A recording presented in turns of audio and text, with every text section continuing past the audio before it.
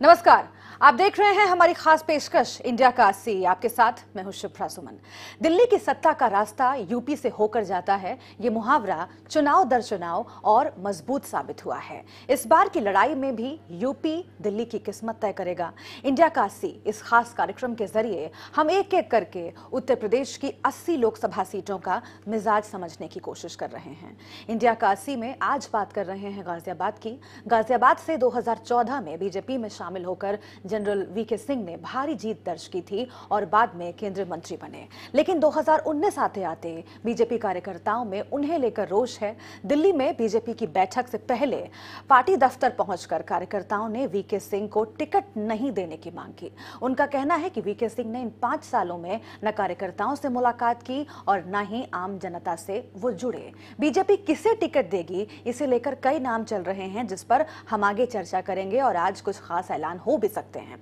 इस बीच ये घोषणा हो गई है कि गाजियाबाद से सुरेंद्र कुमार शर्मा गठबंधन के प्रत्याशी होंगे। समाजवादी पार्टी ने कई दौर की बैठकों के बाद सुरेंद्र कुमार शर्मा का नाम ऐलान कर दिया। पहले से ही ये तय माना जा रहा था कि सपा इस सीट से किसी ब्राह्मण चेहरे पर दांव खेल सकती है। बीएसपी और आरएलडी का कैडर वोट मिलने की उम्मीद भी इसकी वजह बताई जा रही है। कांग्रेस की ओर से प्रत्याशी कौन होगा, इसको लेकर भी तमाम कयास लगाए जा रहे हैं। आपको मालूम हो कि कुमार विश्वास का नाम बार बार सामने आ रहा है, इस पर भी चर्चा करेंगे। गाजियाबाद एनसीआर की सबसे छोटी लोकसभा सीट है और पार्टियां इस पर सेलिब्रिटी उम्मीदवारों को पहले से टिकट देती रही हैं और यही वजह है कि जब तक टिकट का ऐलान नहीं हो जाता सस्पेंस बना रहेगा। गाजियाबाद सीट के अहम मुद्दों और सियासी समीकरणों को समझने की हम कोशिश करेंगे, लेकिन सबसे पहले ये रिपोर्ट आप देखिए।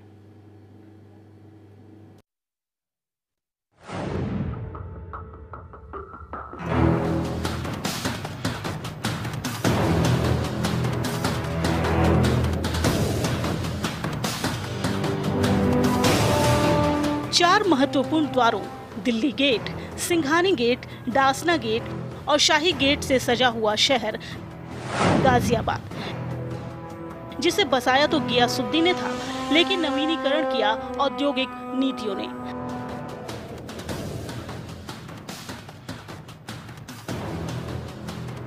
कभी अमेरिका के डेट्रॉइट के रूप में देखा जाने वाला ये शहर गाजियाबाद उत्तर प्रदेश का दूसरा बड़ा औद्योगिक शहर है, जो इस समय तमाम योजनाओं की बाट जोड़ा है।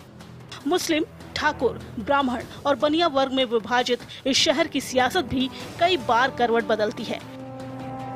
देश के बंटवारे के बाद 1976 में मेरठ की तहसील को तब्दील कर गाजियाबाद जिले के रूप में बनाया गया और शहर में औद्योगिक विकास की एक नई लौ जलाई है। वहीं पिलखवा एक बड़ा वस्त्र निर्माण का इलाका है, जो हमेशा से हाशिए पर रहा है। यहाँ से कपड़े एक्सपोर्ट करने के हर बार सपने दिखाए जाते हैं, लेकिन समस्याएं जस की तस हैं। शहर के भीतर भी पिछले 5 सालों में जो विकास हुआ है, वो शहरीकरण के लिए अभी भी नाकाफी है। मेरठ बॉर्डर पर मुरादनगर और मोदी नगर अपनी पहचान खोते जा रहे हैं। गाजियाबाद के 5 विधानसभाओं में राजनीतिक उठापटक काफी दिलचस्प रहती है। हर विधानसभा का एक अपना रुख रहता है। राजनाथ सिंह और जनरल वीके सिंह 2 ऐसे बड़े भारतीय जनता पार्टी के नेता रहे, जिन्होंने यहां से भारी मतों से जीत दर्ज की, लेकिन फिर भी बिना बड़े रैलियों और आयोजनों की जीत सुनिश्चित करना कठिन माना जाता है। भाजपा इस बार भी इसको हल्के में नहीं लेना चाहेगी, क्योंकि सपा बसपा गठबंधन पश्चिमी उत्तर प्रदेश में कहीं भारी दिखाई दे रहा है। बूथ के ऊपर हमारी बूथ कमेटी गठित है। सभी बूथ अध्यक्ष अपनी टीम के साथ पुरजोर से पार्टी का जो भी आयाम आ रहा है, ऊपर से जो भी तैयारियों के लिए कहा जा रहा है, उसके लिए तत्पर हैं और अपनी ओर से पूरी तरह से कमर कस के तैयार है। जब से उत्तर प्रदेश में जितने भी उपचुनाव हुए, सब लोग जानते हैं उपचुनाव में सरकार का पक्ष ज्यादा होता है, सरकार ज्यादा जीतती है, मगर उल्टा हुआ इस बार। जितने भी उपचुनाव हुए, सब में गठबंधन के प्रत्याशी जीते। लोकसभा 2019 के चुनाव में पश्चिम यूपी एक बार फिर से 2014 की तरह राजनीति का केंद्र होगा। बीजेपी के साथ साथ कांग्रेस और गठबंधन में बंधी सपा और बसपा की नजरें पश्चिम यूपी पर टिकी हुई हैं। 17वीं लोकसभा के गठन का काउंटडाउन शुरू हो चुका है। अब तक गाजियाबाद लोकसभा सीट पर 6 बार बीजेपी और 5 बार कांग्रेस का कब्जा रहा है। और दिल्ली से सटी होने की वजह से इस सीट को वीआईपी का दर्जा मिलता रहा है। यही कारण है कि इस सीट से चुनाव लड़ने के लिए सभी पार्टी पूरी ताकत झोंकते हैं। गाजियाबाद लोकसभा क्षेत्र में जिले की 4 विधानसभाएं लोनी, साहिबाबाद, गाजियाबाद और मुरादनगर के अलावा धौलाना विधानसभा का आंशिक क्षेत्र है। जिले में इस बार 25 लाख से ज्यादा मतदाता वोट डालेंगे। वीआईपी सीट माने जाने वाली गाजियाबाद में सियासी पारा अपने चरम पर है। ऐसे में सवाल ये है कि क्या लोकसभा चुनाव के बाद गाजियाबाद की तकदीर बदलेगी या फिर ये शहर महज दिल्ली पहुंचने का रास्ता भर रह जाएगा। Bureau report, national voice.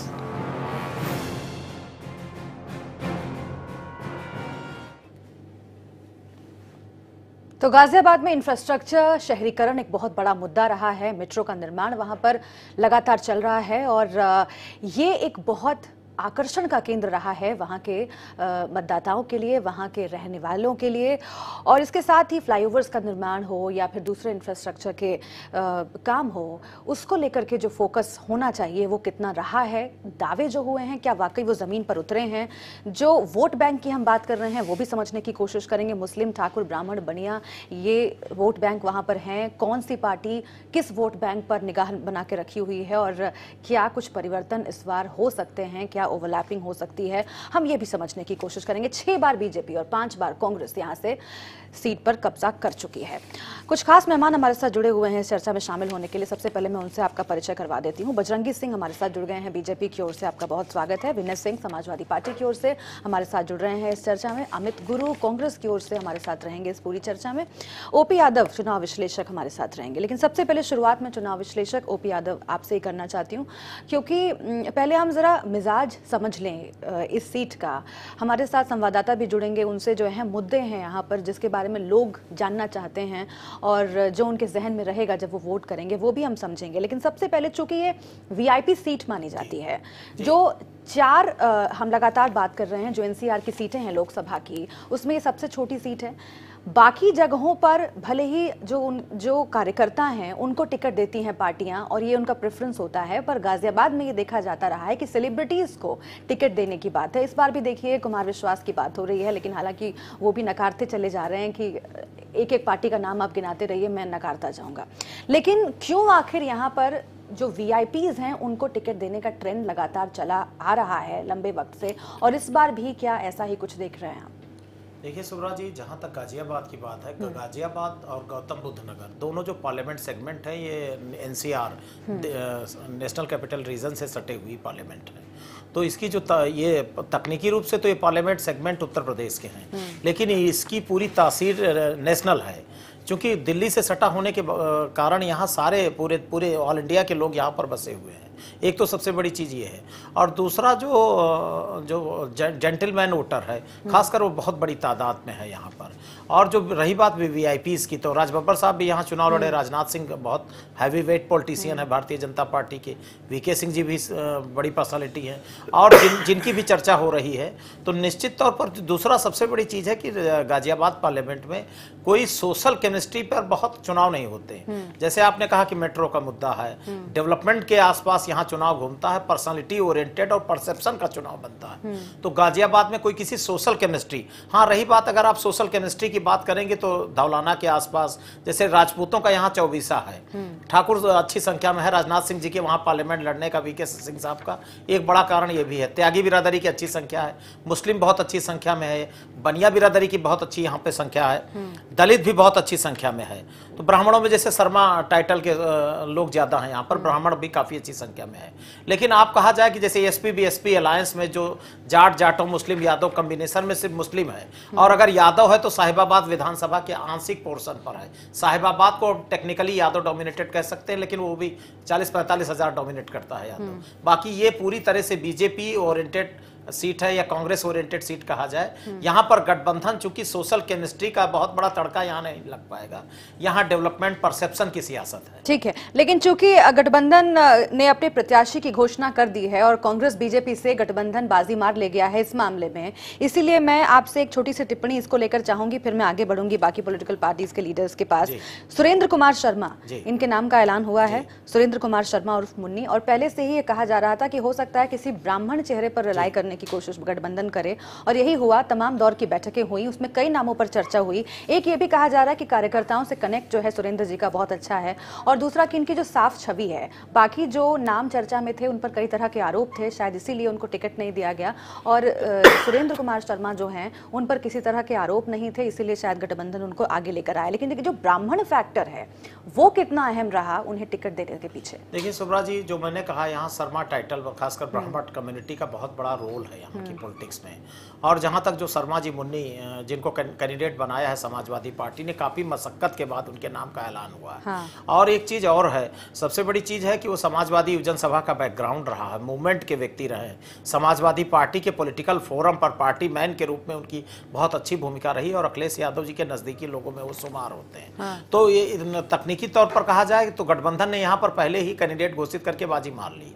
हाँ। ये बात तो तय है। आप बीजेपी का कैंडिडेट वीके सिंह साहब रहेंगे, कोई दूसरा आएगा, फिर तीसरे कोण से कांग्रेस, चूंकि आप वोट अगर आप वोटिंग की केमिस्ट्री पर नजर दौड़ाएंगे तो कांग्रेस भी यहाँ बहुत मजबूत है। यहाँ समाजवादी पार्टी ने जैसे सुधन रावत को लड़ाया था पिछला पार्लियामेंट का चुनाव, तो रणनीतिक रूप से देखा जाए तो समाजवादी पार्टी ग्राउंड पे बहुत मजबूत नहीं है, लेकिन अब इंटेक्ट एसपी बीएसपी और आरएलडी का जो अलायंस है, तो जाटों पर भी इस पे असर हो रहा, ब्राह्मणों पर भी हो रहा, मुसलमानों पर भी असर है, दलितों पर भी असर है।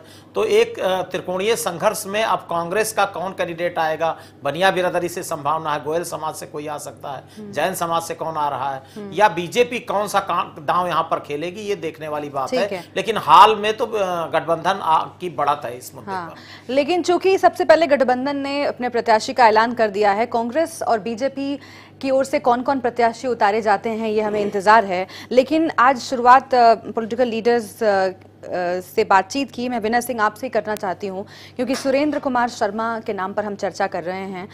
कई तरह के जो विकास के कार्य हैं वो गाजियाबाद के लोगों के जहन में रहते हैं, और जैसा कि अभी ओपी यादव जी बता रहे हैं कि वहां पर जेंटलमैन वोटर्स हैं, इसीलिए वो जो कास्ट पॉलिटिक्स है उससे ज़्यादा जो विकास वहाँ पर हुए हैं, कई विकास के काम हम दिखा रहे हैं। अभी मेट्रो बहुत अहम मुद्दा है, फ्लाईओवर का निर्माण जो शहर को बीचों बीच हो रहा है वो मुद्दा है, उसको लेकर के वोटर्स जो हैं वो अपना मत वोट के जरिए जाहिर कर सकते हैं।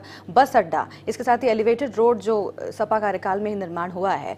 क्या आप लोगों का फोकस इन विकास के कार्यों पर है या फिर जाति फैक्टर, ब्राह्मण फैक्टर? और चूंकि ये भी कहा जा रहा है कि अगर ब्राह्मण को आपने टिकट दिया है तो बसपा और आरएलडी का जो वोट है वो भी ट्रांसफर हो सकता है, क्या ये सोच करके सुरेंद्र जी को टिकट दिया गया?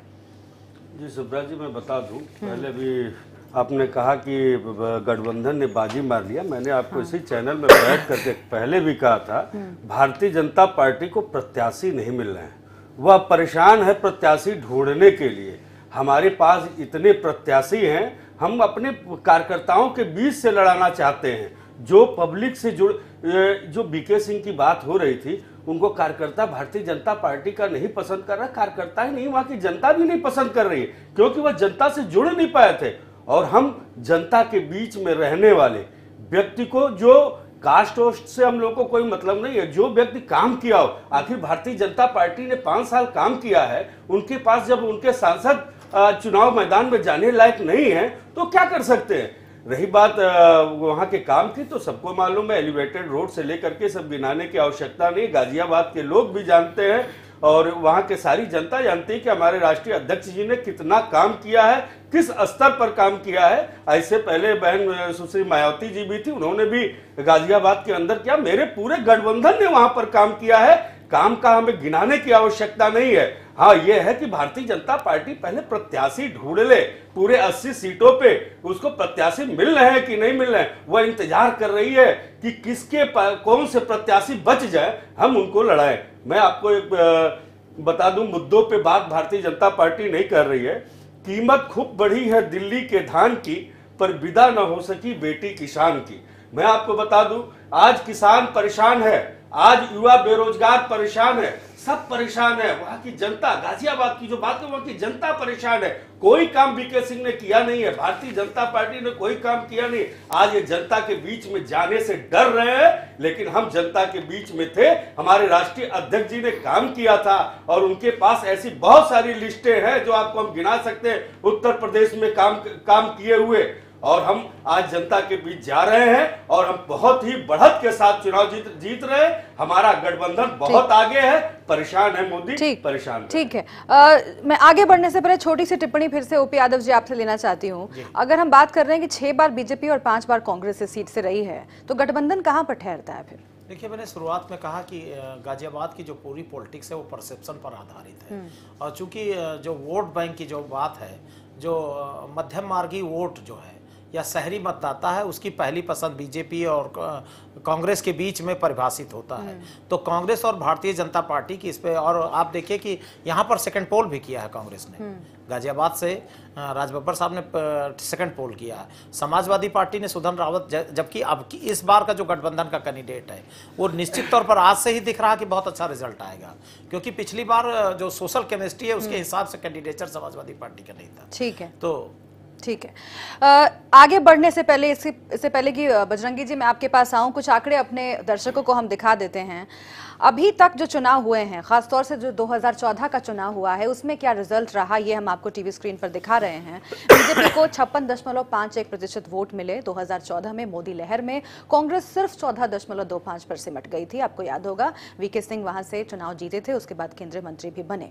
तो ये आंकड़ा 2014 का रहा है, जो अपने जहन में तमाम पार्टियों को रखना चाहिए जब वो 2019 के लिए उम्मीदवारों का ऐलान कर रही है या फिर वो कैंपेन कर रही हैं। क्योंकि ये जो आंकड़ा है वो ये बताता है कि बिल्कुल क्लीन स्वीप, बिल्कुल एक तरफा जीत पिछली बार बीजेपी की हुई थी, वीके सिंह साहब की हुई थी, और इसीलिए इस बार कांग्रेस को बहुत मेहनत करने की जरूरत है। और इसी पर मैं सवाल लेना चाहती हूं अमित गुरु आपसे। जो पहले हुआ, हालांकि सिर्फ हमारे पास उदाहरण 2014 का नहीं है, 2009 में भी आप याद कीजिए राजनाथ सिंह जीते थे। हालांकि जो मार्जिन है वो इतना नहीं था, लेकिन कम भी नहीं था। उस वक्त भी मार्जिन ठीक ठाक ले गई थी बीजेपी, और 2014 में तो बिल्कुल आपको पछाड़ दिया था। इस बार क्या तैयारी है? देखिए, ऐसा है, 2014 का इलेक्शन जो रहा वो निश्चित तौर पे तमाम तरह के झूठे वादों और उसके तमाम सियासी सबूफों पे चला गया। जनता ने विश्वास किया और जनता चली गई। मैं आपको बताऊं, 2004 के बाद से हमने वहाँ जीत नहीं की, और जब से 2009 में ये लोकसभा अस्तित्व में आया, 2 बार के नए लोकसभा के तौर पे 2 बार के इलेक्शन में बीजेपी ने बाजी मारी। लेकिन आज अभी हमारे सपा के मित्र भी इसको कोट कर रहे थे। आप देखिए, आज भारतीय जनता पार्टी के जनरल वीके सिंह पूरे देश में सबसे अधिक मतों से वहाँ चुनाव जीते थे। ऐसी क्या परिस्थिति बन रही है? विकास के वो वादे कहाँ हैं? 1 डिस्ट्रिक्ट 1 प्रोडक्ट पिलखुआ गांव में आप के इलाके में आप देख रहे हैं, उसके व्यवसाय को, कपड़े के उद्योग को कोई पहचान नहीं मिल पाई। निश्चित तौर पे अपने हर मामले में फेल होने के बाद आज भारतीय जनता पार्टी को स्वयं में डर महसूस कर रहा है कि हम वीके सिंह को दोबारा वहाँ से प्रत्याशी न बनाएं, वरना ये कब का घोषणा कर चुके होते। पहली चीज़। दूसरी चीज़, न सिर्फ गाजियाबाद की बात मैं करूं, चूँकि दिल्ली एनसीआर का इलाका है। अभी हमारे राजनीतिक विश्लेषक ने बड़ा शानदार बात कहा कि वहाँ के जो अर्बन एरिया के जो भी वोटर्स हैं वो विकास के ही बात को रहेंगे, बहुत ज़्यादा समाजवाद की बात वहाँ नहीं चल पाएगी।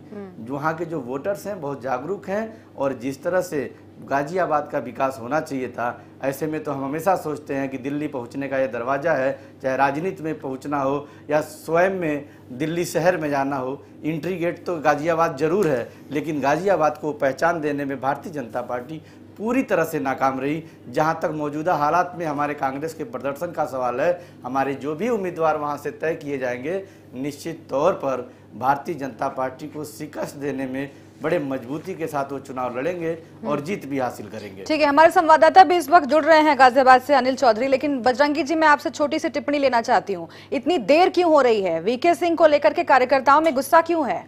प्रदर्शन पर उतारू हैं वो? जी, सवाल ये पर्टिकुलर एक सीट का नहीं है गाजियाबाद की। हमारे कैंडिडेट अभी पूरे देश में कहीं भी घोषित नहीं हुए हैं, और बीजेपी अपने पार्लियामेंट्री बोर्ड के हिसाब से अपना काम करती है। और आज हमारे यहाँ दिल्ली में बैठक है, और बहुत जल्दी ही हम पहले और दूसरे चरण की प्रत्याशियों की घोषणा कर देंगे। जहाँ तक हमारे विभिन्न पैनलिस्ट, हमारे तमाम समाजवादी पार्टी और कांग्रेस के हमारे मित्रों ने कहा आपने स्वयं एक आंकड़ा दिखा दिया है 2014 का कि उस आंकड़े के सामने ये कहीं भी ठहरते नहीं है। ये गठबंधन को लेकर गुस्सा क्यों है बजरंगी जी? नहीं, ये कैसे गुस्सा है? ये विपक्ष को गुस्सा होगा। हमारे पार्टी के नेताओं में, हमारे पार्टी के कार्यकर्ताओं में कोई गुस्सा नहीं है। कार्यकर्ता पार्टी दफ्तर पहुंचकर प्रदर्शन करने पर उतारू हुआ है सर। नहीं, देखिए पर्टिकुलर ये जब टिकट की बात आती है कहीं भी तो महत्वाकांक्षा होती है और लोग अपने टिकट की दावेदारी करने के लिए इस तरह की चीज़ों का वो करते हैं, अपना प्रोजेक्शन करते हैं। उसको इस रूप में नहीं लेना चाहिए कि वो पर्टिकुलर किसी व्यक्ति का विरोध है या पार्टी के कैंडिडेट का विरोध है। जिस दिन पार्टी का कैंडिडेट आपने खुद दिखाया कि 56% वोट पाकर वहाँ पर भारतीय जनता पार्टी के बीके सिंह रिकॉर्ड वोटों से जीते थे। 14% वोट पर कांग्रेस सिमट गई, सपा बसपा 0 पे है। हमें समझ में नहीं आता कि ये गठबंधन 0-0 कभी प्लस हो सकता है। राजनीति में क्या, अंगणित में किसी में भी कभी 0-0 प्लस नहीं हो सकता। तो पर्टिकुलर एक सीट पर इस तरह का अपने अपने दावे करना अलग बात है।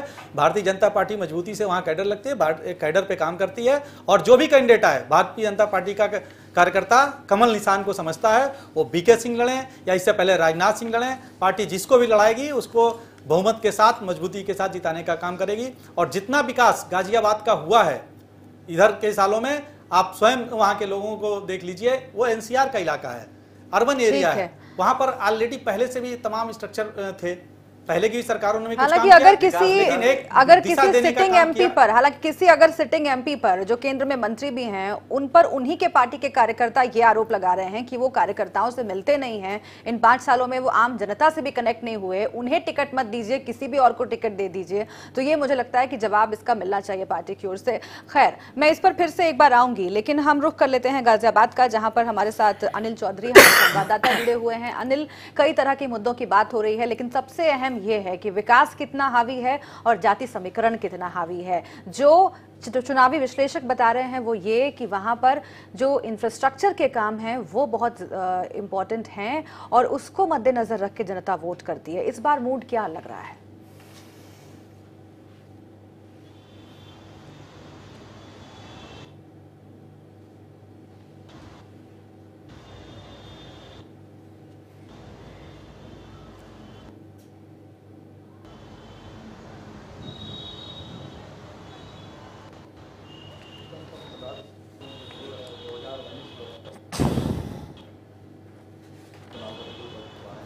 गाजियाबाद की सीट की बात करें तो गाजियाबाद की सीट साथ ही जब हमने लोगों से बात की तो लोगों का यही कहना है कि विकास पर हम वोट देंगे। और कुछ लोग, चलिए, आवाज़ आपकी ठीक से पहुंच नहीं पा रही है। जब आपकी आवाज़ पहुंचेगी हम फिर से एक बार वापस आएंगे, लेकिन फिलहाल मैं फिर से एक बार रुख कर लेती हूँ।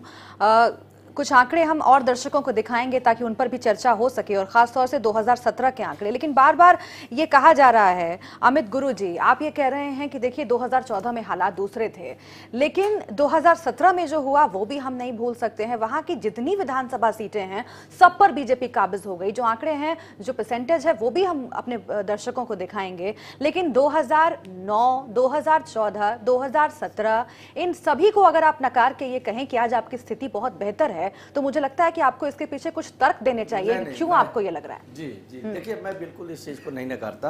और 2014 के बाद जो 2017 के विधानसभा चुनाव की बात आप कर रही हैं, हमको थोड़ा सा उससे और आगे जाने की जरूरत है। कारण है 2014 के जो जुमले थे वो साल, 2 साल, 3 साल तक चले।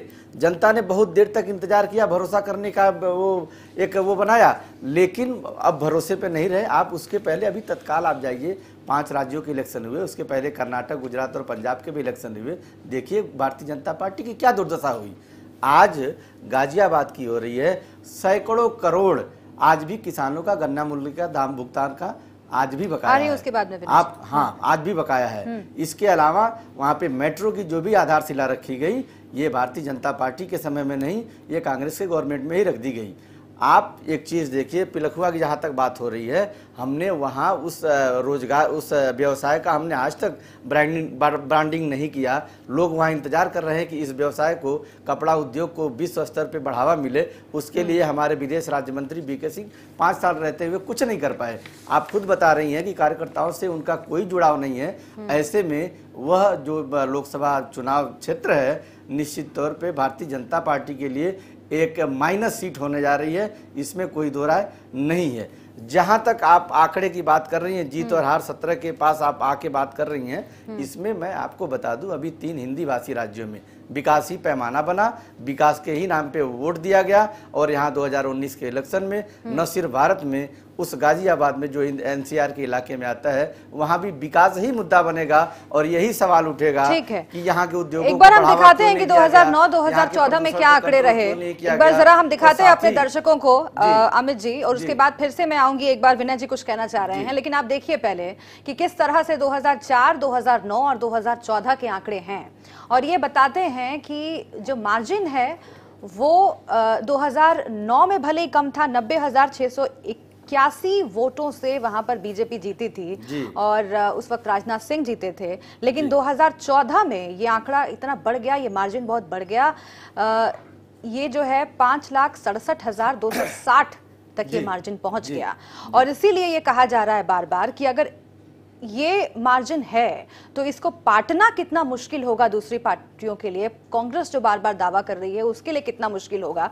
और गठबंधन अभी जो कह रहे थे बजरंगी जी कि 0 + 0 = 0 ही होता है, तो इस बार उसको बढ़ाने में कैसे कामयाब होगा गठबंधन, सपा और बसपा और आरएलडी जो कि एक साथ आए हैं, और उन्हें लग रहा है कि जो वोटों का गठजोड़ होगा उससे उन्हें फायदा हो जाएगा। क्या वाकई ये होगा? लेकिन ये आंकड़ा आप देखिए 2014, 2009 और 2004 के आंकड़े हैं ये, जो कि ये बयां करते हैं कि इस सीट पर किस तरह से जीत मिली है बीजेपी को, और इस बार कितनी चुनौतियां हैं बाकी दलों के लिए जो कि ये ताल ठोक रहे हैं कि वो बीजेपी को इस बार हराएंगे। लेकिन क्या इतना आसान होगा? विनय जी, ये कहा जा रहा है कि 0 + 0 = 0 ही होता है, आप कैसे बढ़ाएंगे उसको? देखिए, बजरंगी सिंह बज्जू भाई हमारे लखनऊ विश्वविद्यालय के मित्र भी, हम लोग साथ पढ़े भी हैं, हम लोग ने साथ में ही वो किया। लेकिन बज्जू भाई ने एक बात नहीं बताया। गोरखपुर, अगर आप करना ही चाहते हैं, कंपेयर देखना चाहते हैं, तो गोरखपुर देखिए कि 25 साल से योगी आदित्यनाथ जी का गढ़ रहा है, 25 साल तक सांसद रहे, और उस समय जब हारी है भारतीय जनता पार्टी, जब योगी आदित्यनाथ वहां पर मुख्यमंत्री थे, उसके बाद भी हार गई। तो आप कहती है कि क्या नाम है ये गाजियाबाद में आज कल तक हम अकेले लड़ते थे, आज हम 3 पार्टियां मिल करके, हमारा जो गठबंधन है वहां का बहुत मजबूत गठबंधन, हमारा प्रत्याशी, वहां का लोकल प्रत्याशी तो जनता के बीच, और वहां का जो आप देखिए विकास का कार्य, आपके रिपोर्टर वहां है, अभी आप पूछ लीजिएगा, गाजियाबाद में जितने भी विकास आपको दिखेंगे वह समाजवादी पार्टी द्वारा या इससे पहले के सुश्री बहन कुमारी मायावती जी द्वारा ही किया हुआ कार्य है। भारतीय जनता पार्टी ने कौन सा काम किया है? वहां जनरल बीके सिंह जी ने कौन सा काम किया? कोई काम नहीं। एक काम बता दें, हाँ, फीता काटने का काम इन लोगों ने खूब किया है, जो करते रहे हैं। इनके पास जनता के बीच में जाने के लिए कुछ भी नहीं है। यह चुनाव हारे, और भी कह रहे थे बज्जू भाई कि हम बहुत, हमारी पार्लियामेंट्री की बोर्ड और ये वो बता रहे थे कि बाद में जो है हम डिक्लेयर करते हैं। हकीकत यही है कि प्रत्याशी नहीं मिल रहे हैं। अभी आप जब आंकड़ा आएगा, मैं बार बार कह रहा हूं, तीसरी बार इसी चैनल में कह रहा हूं, इनके पास प्रत्याशी नहीं है।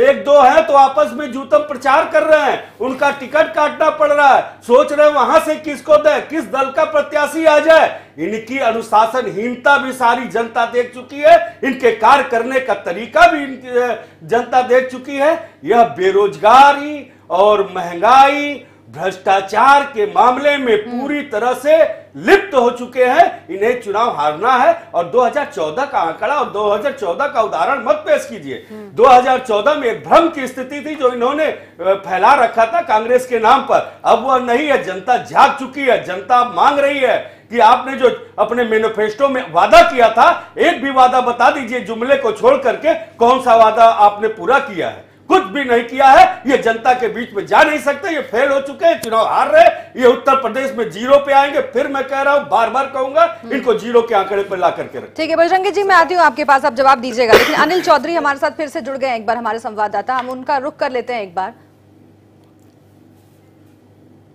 नोएडा से जुड़ रहे हैं हमारे संवाददाता विजय। विजय, वहां पर आपके साथ कुछ लीडर्स मौजूद होंगे, उनसे जरा बात करिए और समझने की कोशिश कीजिए कि आखिर गाजियाबाद पर इस बार कौन कौन से मुद्दे हावी रहने वाले हैं इन इलेक्शंस में।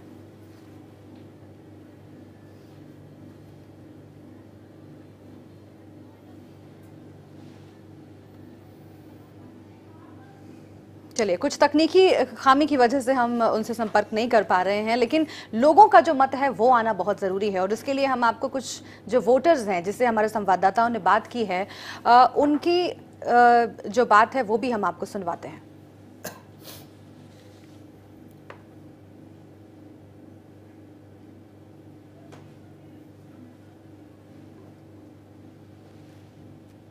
सभा का जो चुनाव हो रहा है 2019 का, हमारी तरफ से हमारी पूरी तैयारी हो चुकी हैं। हमारी लोकसभा में लगभग 3000 से ऊपर बूथ है। प्रत्येक बूथ के ऊपर हमारी बूथ कमेटी गठित है। सभी बूथ अध्यक्ष अपनी टीम के साथ पुरजोर से पार्टी का जो भी आयाम आ रहा है ऊपर से, जो भी तैयारियों के लिए कहा जा रहा है उसके लिए तत्पर हैं। प्रधानमंत्री जी ने गाजियाबाद दिलशाद गार्डन से लेकर नए बस अड्डे तक मेट्रो का उद्घाटन किया। आपने देखा मेट्रो किसकी सरकार में बनी? पूरे गाजियाबाद का बच्चा बच्चा जानता है कि गाजियाबाद में जो मेट्रो आई है, लखनऊ में जो मेट्रो आई है, नोएडा में जो मेट्रो आई है, लोनी में जो मेट्रो आई है, सभी मेट्रो पर काम अगर किसी ने किया तो समाजवादी पार्टी ने किया। आज हम जिस पार्टी को हराना जा रहे हैं वो झूठों की पार्टी है और केवल विकास के नाम पे वोट तो मांगती है लेकिन विकास जैसी चीज़ कोई नहीं करती है। उनके जितने भी योजनाएं हैं सब धरातल पे कोई नहीं है, सब बेकार और व्यर्थ की हैं। 2 करोड़ नौजवानों के रोजगार का सवाल हो, उस पर सरकार विफल हुई है।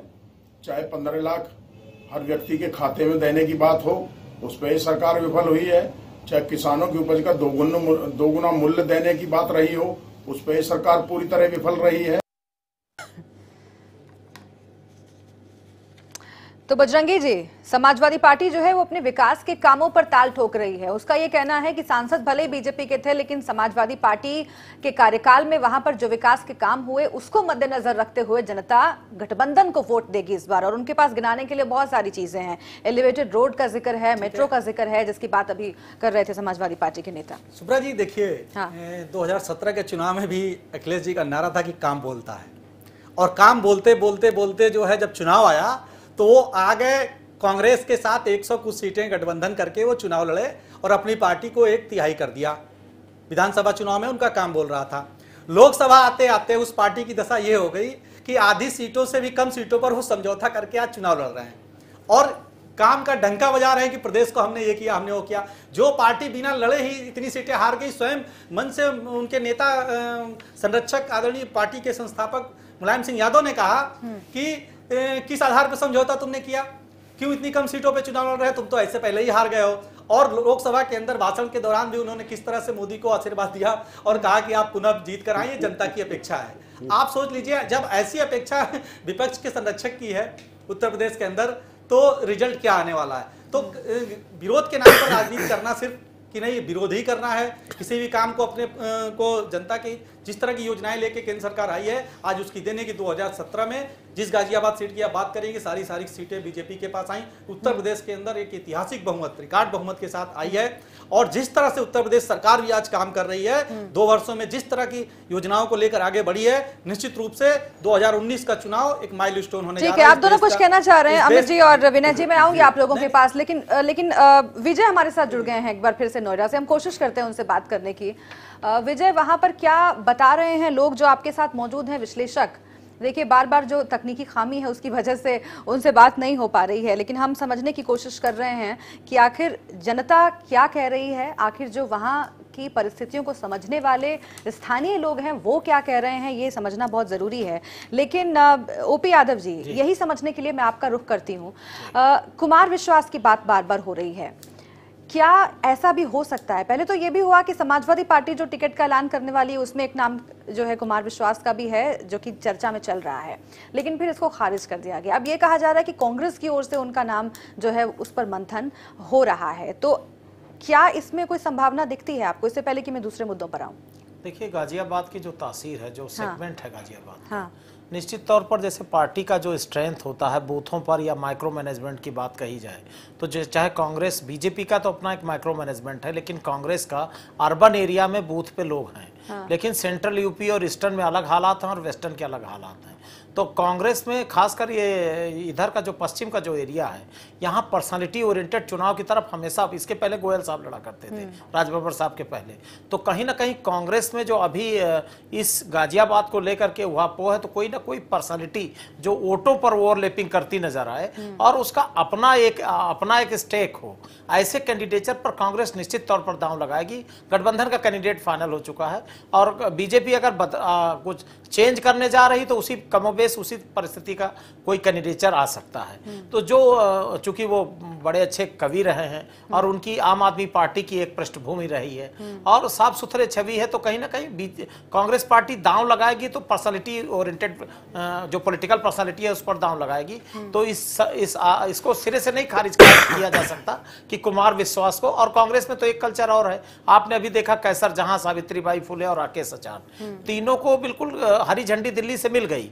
उसके बाद पार्टी कार्यालय में प्रेस कॉन्फ्रेंस हुई, भडाना साहब को आप देख लीजिए, तो भडाना साहब आए हैं, अभी उनको बिजनौर से लड़ाएंगे, कहां से लड़ाएंगे, सहारनपुर से लड़ाएंगे, अभी पिक्चर साफ नहीं हुई है, लेकिन गुजरलैंड से भडाना साहब कहीं ना कहीं चुनाव जरूर लड़ेंगे। तो पूरी सियासत जो कांग्रेस की है परसेप्शन की है, पर्सनालिटी ओरिएंटेशन की है, और ये चुनाव पर्सनालिटी का है। पश्चिम उत्तर प्रदेश में तो पर्सनालिटी का है। लेकिन बीजेपी के सामने कौन कौन सी चुनौतियां होंगी, क्योंकि ये कहा जा रहा है कि आज एक लिस्ट का ऐलान हो सकता है और बहुत अहम बैठकें कुछ दिनों से चल रही हैं। कौन कौन से चेहरे आपको लग रहा है कि बीजेपी की ओर से, क्योंकि आप कह रहे हैं कि पहले जिस तरह से जो रिलायबल चेहरे हैं या फिर जो सेलिब्रिटी चेहरे हैं उनको उतारा गया है, इस बार भी ऐसा कुछ बीजेपी कर रही है, आपका आकलन क्या कहता है? देखिए, बीजेपी में अगर जनरल साहब को अगर शिफ्ट किया जा रहा या ड्रॉप किया जा रहा, ड्रॉप तो नहीं किया जाएगा, उनको शिफ्ट किया जा सकता है, लेकिन उसकी भी संभावनाएं बहुत कम है, क्योंकि पिछली बार हार जीत का मार्जिन बहुत ज्यादा था। अब अलायंस हो गया है, गठबंधन एक आकार ले चुका है, जाट केमिस्ट्री है, ब्राह्मण कैंडिडेचर गठबंधन ने दिया है, मुस्लिमों की अच्छी तादाद है, जाटों और उसमें दलितों में जाटों की भी अच्छी तादाद है, तो एक चुनौती तो गठबंधन की आ गई है। और दूसरी चुनौती, चूंकि कांग्रेस लगातार सेकंड पोल, राजबब्बर साहब ने सेकंड पोल किया, उत्तर प्रदेश में जो कांग्रेस ने 6 सीटें जीती उसमें गाजियाबाद शुमार हो रही है, तो कहीं ना कहीं जो कांग्रेस का बहुत मजबूत क्लेम है गाजियाबाद पर, और वो भी कोई बड़ी पर्सनालिटी पर दांव खेल सकती है। तो बीजेपी का जहां तक है कि किसको वो लड़ाएगी तो उसका विषय वस्तु है, उसके पार्लियामेंट्री बोर्ड की बात है, लेकिन किसी ना किसी, अगर मान लो उनको शिफ्ट किया जा रहा है जनरल साहब को, तो किसी ऐसी पर्सनालिटी पर दांव लगाएगी, इसमें कोई दो राय नहीं, जो अर्बन एस्पेक्ट को टच कर रहा हो कैंडिडेचर, जो अर्बन फिनोमेना को टच कर रहा हो और जिसका अपना एक नेशनल प्रोफाइल हो, जिसको, क्योंकि वीके सिंह साहब को ड्रॉप करके या उनको शिफ्ट करके किसी लो प्रोफाइल व्यक्ति को बीजेपी भी दांव नहीं खेलेगी। इसलिए गाजियाबाद का चुनाव अपने आप में भी हाईली प्रोफाइल चुनाव बन जाएगा। लेकिन बजरंगी जी, अगर कार्यकर्ता खुद ही कह रहे हैं कि वो मिलते नहीं है कार्यकर्ताओं से, वो मिलते नहीं है जमीन के जुड़े हुए लोगों से, वो जनता से भी नहीं मिले 5 सालों में और कहीं और ही किसी और ही दुनिया में रहे, तो कितना मुश्किल होगा बीजेपी के लिए तय करना। और जो जो फैक्टर्स अभी ओपी यादव जी गिनवा रहे हैं उनको भी जहन में रखना होगा।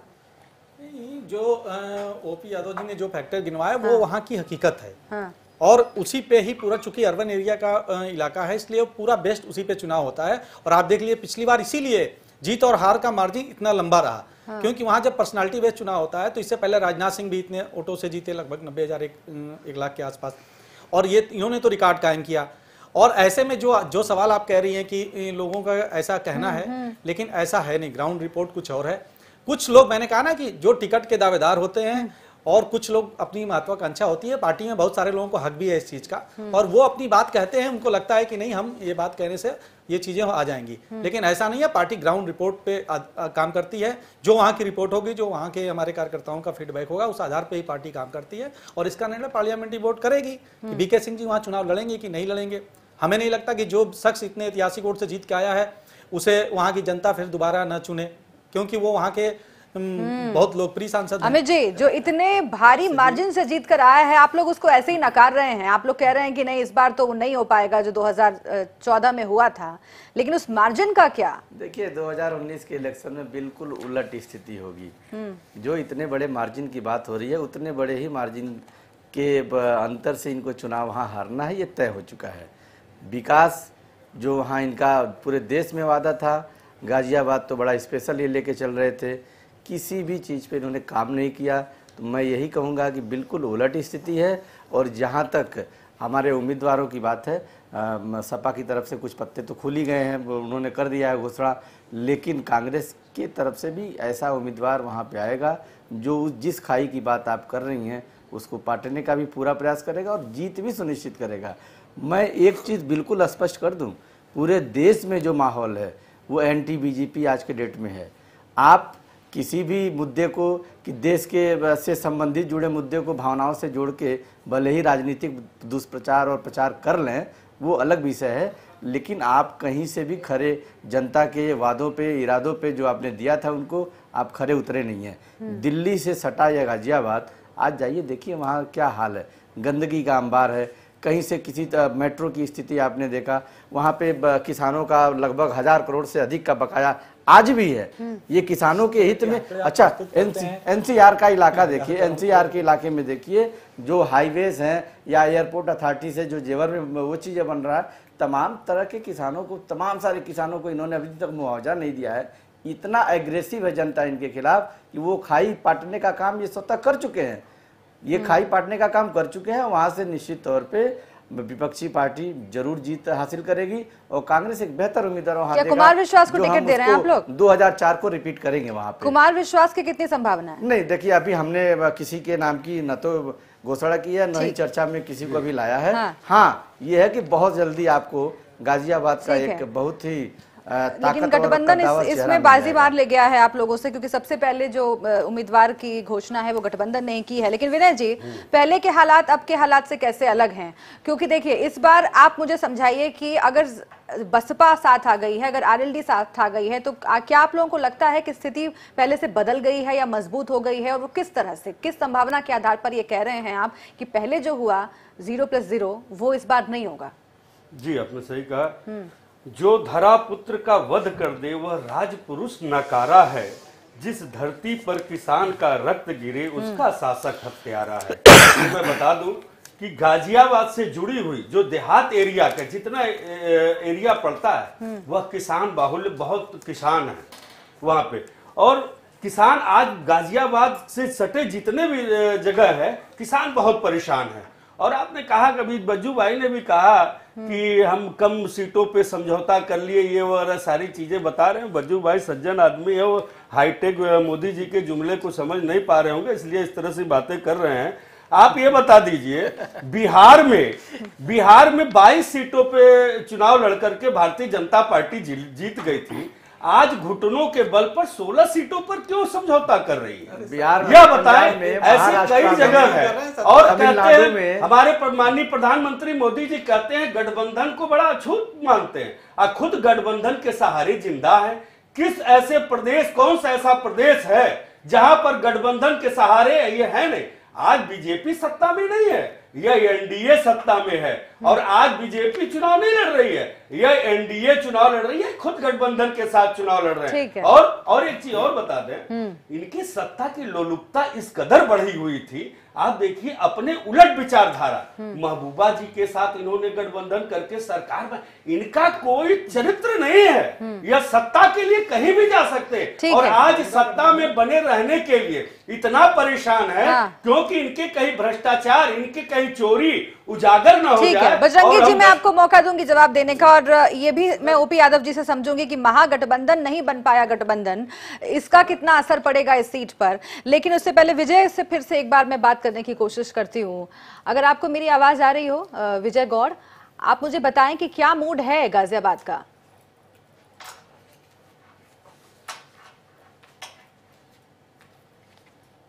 मूड का बात है मैडम, तो यहाँ पर जो जैसा कि मैं देख पा रहा हूँ यहाँ के लोगों में कि समवेयर बीजेपी की तरफ इनका रुझान है भी।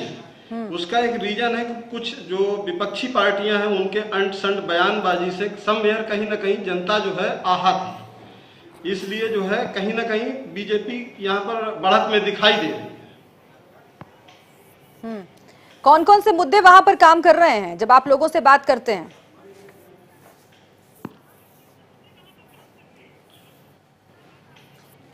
यहाँ पर जो मुद्दे हैं, बेसिकली जो मुद्दे हैं वही विकास के ही मुद्दे हैं और खास तौर से आतंकवाद के कुछ मुद्दे हैं, एजुकेशन से रिलेटेड मुद्दे हैं।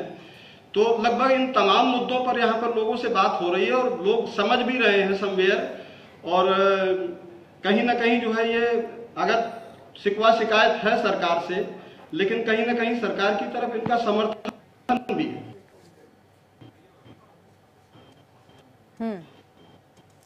ठीक है। तो ये कहा जा रहा है कि जो विकास के मुद्दे हैं, जैसा कि हम शुरुआत से ही इस डिबेट में बात कर रहे हैं कि विकास के मुद्दे इस सीट पर काम कर रहे हैं, लेकिन बजरंगी जी, विकास के मुद्दों पर दावा दूसरी पार्टियां ठोक रही हैं और आपके पास गिनवाने के लिए क्या है? मुझे यहाँ पर आप गिनवा दीजिए कि क्यों आपको गाजियाबाद का वोटर जो है वो वोट करे, क्या किया है वहां पर वीके सिंह ने? देखिए, गाजियाबाद को एक भयमुक्त समाज देने का काम किया इस सरकार ने। लॉ एंड ऑर्डर वहाँ पर आज बेहतर है। आज वहाँ पर तमाम कंपनियों का निवेश हुआ है। अभी आपने देखा इन्वेस्टर समिट में आए तमाम उद्योगपतियों ने जो है गाजियाबाद और नोएडा को ही चयन किया है समिट में। इस तरह से तमाम इंडस्ट्री बीजेपी के सरकार में ही आई हैं। तो अच्छा रहता है। आप लोगों से मैं नहीं बोलता हूं, जब आप लोग बोलते हैं तो ठीक है, सुन लीजिए। हाँ। और बात अभी हमारे सपा के प्रवक्ता ने कहा कि आइडियोलॉजी की बात कर रहे थे। अरे वो आइडियोलॉजी आपकी कहाँ चली गई? 95 में गेस्ट हाउस कांड के आप अभियुक्त रहे, वो आप दोनों की आइडियोलॉजी खत्म हो गई। एक दूसरे को ध्रुव विरोधी, जिनकी शिकायत पर, अखिलेश यादव की शिकायत पर ही मायावती के खिलाफ अभी सीबीआई और ईडी उनके खिलाफ जांच कर रही है।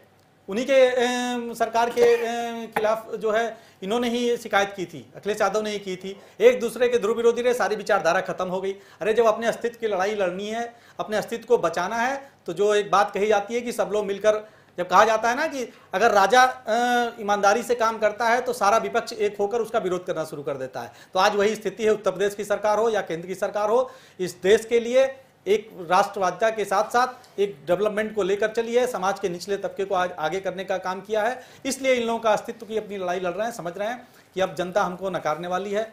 जो 2014 में रिजल्ट हुआ था उससे ठीक विनय सिंह जी, उल्टा ही रिजल्ट होने वाला है इनका। इसलिए अगर आतंकवाद का मुद्दा काम कर रहा है, अगर राष्ट्रवाद का मुद्दा काम कर रहा है और अगर पाकिस्तान का मुद्दा काम कर रहा है, तो फिर आप लोग कहां ठहरेंगे? बीजेपी बाजी मार ले जाएगी फिर तो। देखिए, आतंकवाद और राष्ट्रवाद तो भारतीय जनता पार्टी के अंदर है ही नहीं है। जो पहले भी मैं 2 दिन पहले इस चैनल में कहा, शायद प्रियंका गांधी जी ने भी वही बात बाद में मेरी ही बात को दोहराया कि भारत माता होती क्या है। इस देश की जनता ही भारत माता है। जब देश की जनता ही सुरक्षित नहीं, भय मुक्त समाज, कौन सा भय था हिंदुस्तान के अंदर? किसको भय था? आज आप प्रधानमंत्री रहते हुए भी कहते हैं आप सुरक्षित नहीं है, उसके बाद कहते हैं कि देश सुरक्षित हाथों में है। कैसे मान रहे हैं देश सुरक्षित हाथों में है? कहां से? और आप कहते हैं देशद्रोह, आप कहते हैं देश के खिलाफ। कौन कर रहा है देश के खिलाफ कार्य? अगर आप ऐसे लोगों को इस हिंदुस्तान में रहने दे रहे हैं, अगर देशद्रोही इस हिंदुस्तान में आज भी आपके हिसाब से है, आप उन्हें गिरफ्तार नहीं कर पा रहे हैं, तो आपका प्रशासन, आपकी सरकार नकारा है और इसे जाना ही चाहिए। ओपी यादव जी से मैं पूछूंगी कि आखिर जो मूड है वहां पर गाजियाबाद के वोटर्स का, उसमें आतंकवाद का मुद्दा है या पाकिस्तान का मुद्दा है, वो कितना काम करेगा? लेकिन इससे पहले जो कुछ वोटर्स हैं जिनसे हमने बात की है, उनकी आप बात सुन लीजिए, उनकी प्रतिक्रिया सुन लीजिए, फिर आगे बढ़ते हैं। घोषणाएं करी थी, उसमें बहुत ज़्यादा कुछ काम करा है और इस सरकार को पुनः मौका दिया जाना चाहिए। ये जीएसटी का हम लोग का शुरुआत नहीं है, ठीक है। हम लोगों को जो है तो ना जीएसटी से कोई लाभ है न कोई हानि है। बाकी जो करे हैं गवर्नमेंट ने वो अच्छा ही करा होगा। ये सारे वादे एक साथ तो पूरे नहीं होंगे, पर काफ़ी सारे पूरे हो चुके हैं और उम्मीद करते हैं आगे भी पूरे करते रहेंगे। बहुत कुछ फायदा हुआ और बहुत जो कुछ हो रहा आगे उम्मीद भी है कि यही सरकार बहुत कुछ करेगी सब लोगों के अच्छा, और मैं बहुत खुश हूँ। बाकी हमारे जितने जो सब लोग बहुत खुश हैं। आगे भी मैं चाहता हूँ कि यही सरकार रहे। प्राइम मिनिस्टर का योजना बहुत अच्छा योजना है और आम पब्लिक से लेके सारा पॉलिटिशियन उनके साथ था। जो कुछ कर दिखाना चाहिए उसमें अभी भी पीछे हैं वो। जिस तरह से पब्लिक का डिमांड है या सोच था या जो चाह रहा था वो नहीं हो पा रहा। मूलभूत सुविधाएं जनता को नहीं दी जा रही हैं। पानी मोल का पी रही है जनता, बिजली के रेट आसमान छू रहे हैं, भ्रष्टाचार चरम सीमा पर है। तो इसमें जो है मैं जो समझता हूँ, इकले प्रधानमंत्री जी के ईमानदार होने से कोई कार्रवाई होने वाली नहीं है। इस देश के विधायकों को, इस देश के सांसदों को भी ईमानदारी से काम करना होगा, जब इसमें कार्रवाई हो सकती है। तो वोटर्स का मत जो है वो बटा हुआ है, लेकिन जो मैं आपसे जानना चाह रही थी ओपी यादव जी, 2 सवाल हैं आपसे। एक तो ये कि गठबंधन चूंकि महागठबंधन नहीं बन पाया, इसका कितना नुकसान होगा कांग्रेस और समाजवादी पार्टी, बसपा, आरएलडी को, जो कि अलग अलग हैं अब। लेकिन एक और सवाल आपसे ये रहेगा कि जो आपने कहा कि वहां का जो वोटर है वो पढ़ा लिखा है, जेंटलमैन वोटर है, पाकिस्तान का मसला या फिर जो एक राष्ट्रवाद को लेकर के चर्चाएं हो रही हैं वो उस पर कितना हावी हो सकता है? इन दोनों सवालों का जवाब। देखिए सुब्रा जी, जो सांस्कृतिक राष्ट्रवाद की बात भारतीय जनता पार्टी करती है, कल्चरल नेशनलिज्म की बात, एयर स्ट्राइक के बाद चूंकि एनसीआर से जुड़ी पार्लियामेंट सेगमेंट है गाजियाबाद, तो बीजेपी कहीं ना कहीं इस मुद्दे को भुनाने की भरसक कोशिश करेगी। एयर स्ट्राइक के बाद जो स्थितियां बदली हैं, लेकिन चूंकि यहाँ पर जमीनों का अधिग्रहण भी खूब हुआ है, तो किसानों के लिए भी एक मुद्दा है। किसान आंदोलन भी यहाँ भट्टा परसोल कहीं बहुत दूर नहीं है यहाँ से, तो भट्टा परसोल से भी जुड़े, राहुल गांधी जी ने भट्टा परसोल यहीं से शुरू किया था।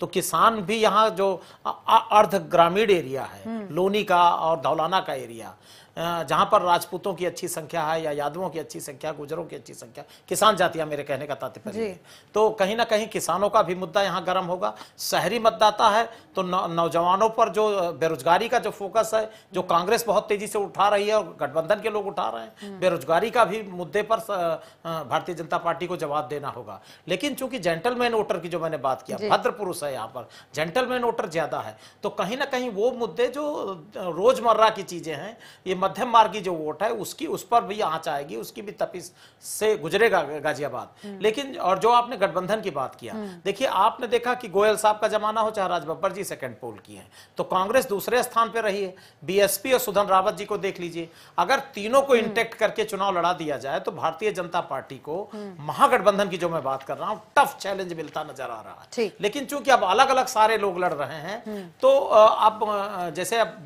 ब्राह्मण कैंडिडेट आ गया है, अभी तो तकनीकी रूप से बीजेपी का नुकसान करती दिख रही गठबंधन, लेकिन कांग्रेस किस पर्सनालिटी पर दांव खेलती है, ये बहुत महत्वपूर्ण है कि ग्रामीण वोटर क्या करेगा, किसानों की क्या मूवमेंट होगी, जवानों की क्या मूवमेंट होगी। ठीक है जी, ठीक है। 2017 में क्या हुआ था, जरा हम निगाह उस पर डाल लेते हैं कि अलग अलग जो कंस्टिट्यूएंसीज थी वहां पर विधानसभा सीटें, वो किसके खाते में गई थी? 5 में से 4 सीटें बीजेपी के खाते में। अब देखिए बीएसपी के खाते में 1 सीट, ये विधानसभा 2017 के जो इलेक्शंस हुए उसके नतीजे हम आपको बता रहे हैं, और ये दिखाते हैं कि बीजेपी के पक्ष में उस वक्त भी लहर रही जिसमें 4 सीटें विधानसभा की बीजेपी जीत ले गई। और इससे ये लगता है कि बहुत कुछ अभी काम करने की जरूरत है विपक्षी पार्टियों को। लेकिन कांग्रेस के अमित जी, मैं आपसे ये जानना चाहती हूँ, वक्त मेरे पास बहुत कम है। अभी जो बात ओपी यादव जी कह रहे थे, बेरोजगारी का मसला है, किसानों का मसला है, जो कि बहुत अहम है, और आप लोग इन्हीं मसलों को बार बार उठाने की कोशिश कर रहे हैं और कह रहे हैं कि बीजेपी इनसे भटकाने की कोशिश कर रही है। यहाँ पर राष्ट्रवाद का मुद्दा इन मसलों पर, किसानों और बेरोजगारी के मसलों पर कितना हावी हो जाएगा?